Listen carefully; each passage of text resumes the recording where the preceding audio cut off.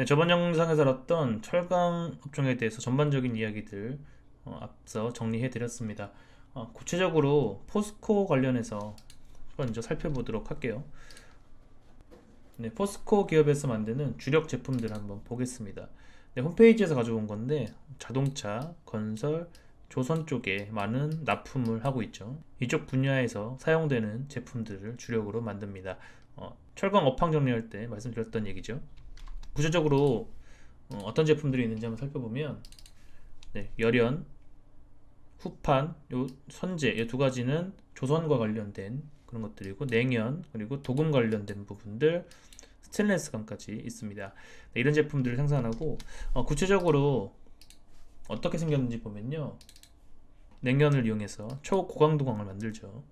인장강도라고 하는 것은 당겼을 때 최대한으로 버틸 수 있는 힘을 말하고 1기가파스칼 이상을 기가스틸이라고 합니다. 광고도 많이 했었죠. 기가스틸은 이렇게 생겼어요. 이렇게 굉장히 가벼우면서도 고강도의 인장 강도를 가지고 있는 그런 제품들을 말합니다. 네, 조금 더 살펴보면요, 열연 제품은 이렇게 차량용 고강도광에 0.2% 정도를 탄소를 함유한 탄소광에 이런 것들을 첨가하여 만든다는 거죠. 이어서 후판 제품은 조선용 강에 많이 사용을 하죠. 두꺼운 철판을 의미합니다. 자, 그래서 포스코가 주력으로 이런 제품들을 만들고 있는데 영업이익은 어디서 나오는지 한번 볼게요. 지금 보시면 탄소강, STS, 이거 스테인레스 강이죠. 이 두 가지에서 주로 판매를 하고 있고, 매출은 이 정도로 집계되고 있습니다.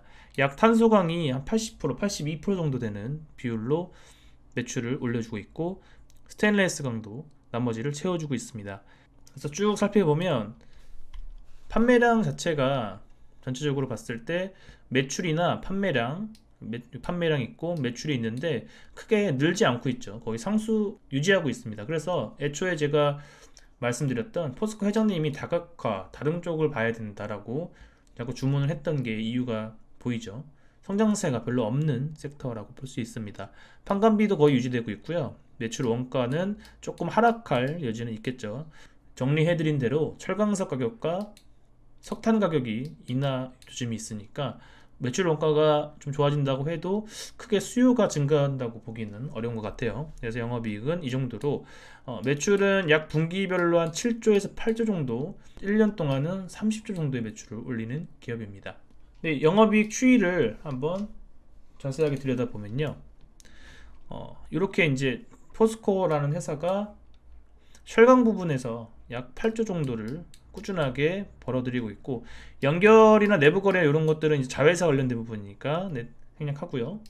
무역 부분에서는 약 5조 정도, 건설 부분은 1.5조 정도, 1조 5천억 정도를 매출을 올리고 있습니다. 근데 보셔야 될 게 영업이익이죠. 영업이익은 철강 부분이 지금 이 정도고, 무역이나 건설 부분의 이익은 상대적으로 굉장히 적습니다. 그래서 포스코를 들여다보면 철강 부분이 살아나지 않고서는 도저히 회사의 주가가 살아나기가 어렵다고 봐야 되는 거죠. 철강 부분이 가장 비중이 높고, 그 역할도 당연히 포스코니까요, 또 중요하다고 볼 수 있겠죠. 이 정도로 안정적인 회사가 있을까 싶을 정도로 매출은 꾸준합니다. 자, 포스코에 대한 리포트가 하나 나온 게 있어 보여드릴게요.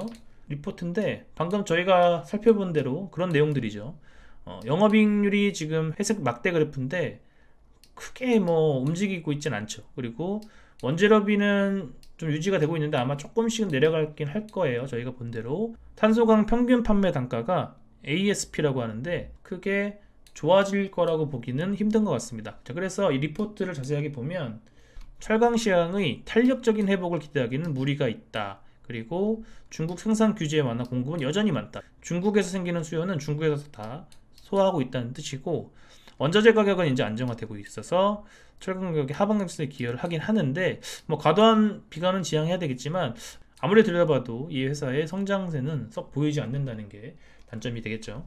네, 그래서 자회사들도 좀 볼게요. 이 포스코의 자회사들은 어떤 기업들이 있는지 보면 포스코 인터내셔널, 포스코 건설, 포스코 에너지, 포스코 케미칼이 있는데, 영업이익을 보시면 그다지 뭐 크게 의미 있는 부분들이 아니죠. 그렇게 성장세도 없고 여기서 뭐 대박이 날이라고 보기는 어려운 듯 합니다. 그리고 해외 자회사 마찬가지로 이런 회사들이 있는데 영업이익은 미비합니다. 크게 의미가 없다는 얘기죠.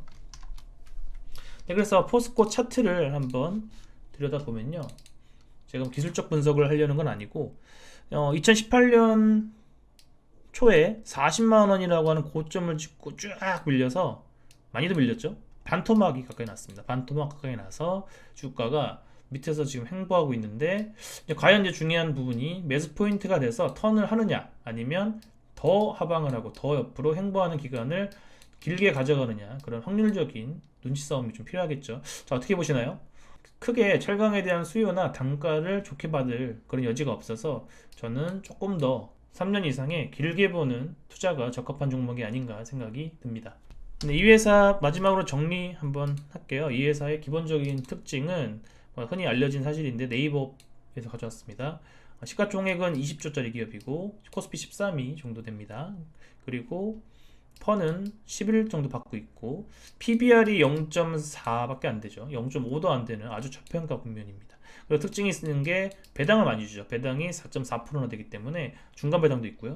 이 회사는 장기적으로 글쎄요, 한 5년 정도는 두고 좀 중국의 신규 생산이 좀 줄어들고 전 세계적으로 경기가 좀 살아날 때, 지금 현재로서는 중국 경기도 썩 좋지 않고 고성장을 기대하기는 어려운 상황이잖아요. 그래서 꽤 오랜 기간 동안 길게 보셔야 되는 게 아닌가 하는 생각을 합니다. 네, 추천과 구독, 알림 설정 부탁드립니다. 다음은 현대제철 볼게요. 현대제철의 매출을 정리해 놓은 건데, 보시면 간단하게 어떤 제품들을 주로 판매하는지 볼게요. 지금 판재 있고요, 봉영광 있죠. 봉영광, 판재. 매출은 지금 분기별로 나와 있는 건데 한 3조 정도, 1조 6천억 정도의 매출을 올립니다. 이것도 꾸준하죠. 크게 움직이지 않는 듯한 인상입니다. 그래서 매년 20조의 매출을 올리고 있는 회사입니다. 그래서 이 두 개의 비중, 판재는 어디였을까요? 판재는 조선이고 봉영광은 주로 자동차 또는 건설에 많이 사용합니다. 그래서 판재가 조금 더 비중이 높으니까 조선 업황에, 조선주 관련돼서 영향을 많이 받겠구나 라고 예측을 할 수가 있겠죠. 봉영광류가 어떤 거냐면 이런 제품들을 말하는 거고, 많이 보던 거죠. 용접관. 판재는 이런 겁니다. 그죠? 아까 기가스틸에서, 포스코 기가스틸에서 봤던 그 두꺼운 강판을 말하는 거죠. 그리고 봉영광류에서 또 H빔 있죠. 건축 자재로 사용하는 H빔 있고, 철근은 뭐 여러분들 많이 흔히 아시는 거, 이런 제품들을 현대제철에서 생산하고 있습니다. 자, 그래서 매출 추이를 보면 아까 보셨던 표를 그래프로 나타낸 건데, 봉영광이 이 정도, 판재류가 이 정도죠. 위에는 건설과 자동차에 관련된 매출이고, 밑에는 조선에 관련된, 주로 조선 업종에 관련된 매출입니다. 자, 그래서 어디에 납품하는지 기사로 나온 게 있어서 한번 읽어볼게요. 자동차 강판은 48%에 달하는데 이 중 90%를 현대기아차에 공급하고 있죠. 그리고 후판은 조선용 후판이고 현대중공업에 납품을 하고 있습니다. 기아차, 현대기아차, 현대중공업이 주 납품 대상입니다. 그래서 절반 이상을 현대중공업에 의존하고 있다. 이 기사를 보면 어떤 생각이 드세요? 지금 현대제철의 매출이 좋아지려면 현대기아차, 자동차 업황이 좋아져야 되고, 조선 관련 업황도 개선이 돼 살아나야 현대제철도 동반 상승할 수 있는 여지를 만들겠구나라고 예측이 되겠죠.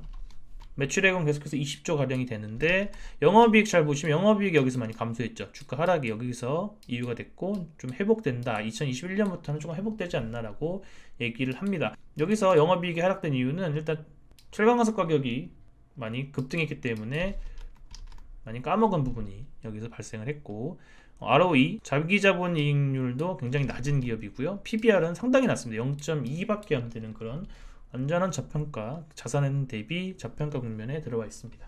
네, 그래서 매출 추이를 그래프로 나타낸 건데, 방금 표로 보셨던 걸 그래프로 나타낸 겁니다. 유지가 되고 있고, 영업이익률은 급락했다가 다시 또 내렸는데 이제 회복을 할 것이다 라고 예상을 하고 있는 거죠. 한 21년경 정도 예상을 합니다.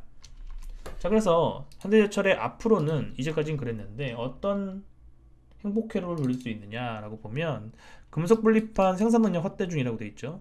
2차전지 관련해서 그런 테마가 붙을 수가 있긴 한데 매출이 1조밖에 안 됩니다. 매년 20조의 매출을 올리는 기업이잖아요. 그럼 1조면 5%밖에 안 되는 거죠. 5%의 매출이 추가로 발생한다. 뭐 그런 정도의 기대감을 보인다는 거고. 근데 또 이런 또 좋은 얘기도 있어요. 행복회로 같긴 한데 강판 판매량을 늘려나가겠다. 현대기아차가 아닌 다른 쪽에 조금 더 계약을 해서 납품을 하겠다라는 얘기는 있습니다. 지켜봐야겠죠. 자, 그래서 현대제철 차트를 가져오면요, 포스코랑 좀 유사한 부분은 있는데 포스코는 여기서 고점이 나왔으면 현대제철은 조금 늦게, 한 6개월 늦게 고점이 나왔습니다. 73,000원이 고점이었고 쭉 밀려서 지금은 반토막 이하로 빠졌습니다. 과연 여기서 반등을 하느냐, 더 내리느냐, 아니면 더 긴 시간을 보내느냐라는 갈림이 서 있는 거죠. 어떻게 보시겠어요? 포스코랑 유사하지 않을까요? 조금 더 길게 이쪽 방향에 더 높은 무게를 둡니다. 이 회사 간단하게 정리할게요. 이 회사는, 현대제철은 4조짜리 정도의 기업이고, 그리고 턴은 10 정도, 11 정도 받고 있고, 포스코랑 유사하죠. 그리고 PBR은 0.25에 아주 저평가되어 있는 그런 상황입니다. 배당은 2% 정도 주고 있죠. 포스코의 절반 정도 됩니다. 자, 그래서 정리를 하면요,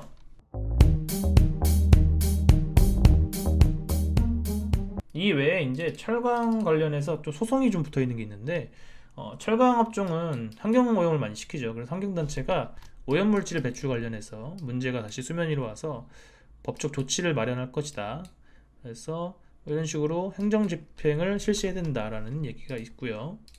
자, 어떤 얘기인지 좀 자세하게 들여다보면, 여기 보시면 조업정지까지 간다는 거죠. 현재는 광양제철소만 있는데 포항제철소랑 현대제철, 당진제철소까지 사안이 묶여서 조업정지까지 나올 수 있다는 악재가 현재 있습니다. 이게 얼마 안 된, 한 달 안에, 한 달 안쪽에 있어요. 그래서 이런 악재들이 발목을 잡을 수도 있구나 정도로 보시고요. 당장 성장세가 있는 섹터가 아니고요, 굉장히 오랫동안 지루하게 할 수 있는 섹터인데, 한 5년 정도는 넉넉하게 보시고 장투 관점에서 가치 투자를 하시는 관점으로 접근하시는 게 좋고요. 여기 중국의 조광 생산 능력이 더 이상 늘지 않는 이 시점이 아마 투자하기는 괜찮을 것 같긴 한데, 현재로서는 역발상 투자, 남들이 거들떠보지 않는 섹터에 돈을 넣는 그런 투자 방법 말고는 딱히 기대하기는 어려운 상황입니다. 자, 그러면 포스코랑 현대제철 중에 어떤 회사를 사야 될까요? 네, 영업이익률 비교하는 게 있는데 확연하죠. 포스코는 그래도 쭉 괜찮은 흐름이고 현대제철은 많이 내려와 있습니다. 배당도 약 한 4%, 5% 정도 주고 있고 현대제철은 2% 정도 주고 있습니다. 배당 수익에서도 포스코가 낮고, 장기적으로 한 5년 이상 들고 가셨을 때도 배당까지 챙길 수 있는 포스코가 현대제철보다는 낫다는 의견 드립니다. 다음 시간에는 고려아연과 풍산 정리해드리고 아람코 상장 관련해서 정유주 정리해서 올려드리겠습니다. 네, 감사합니다.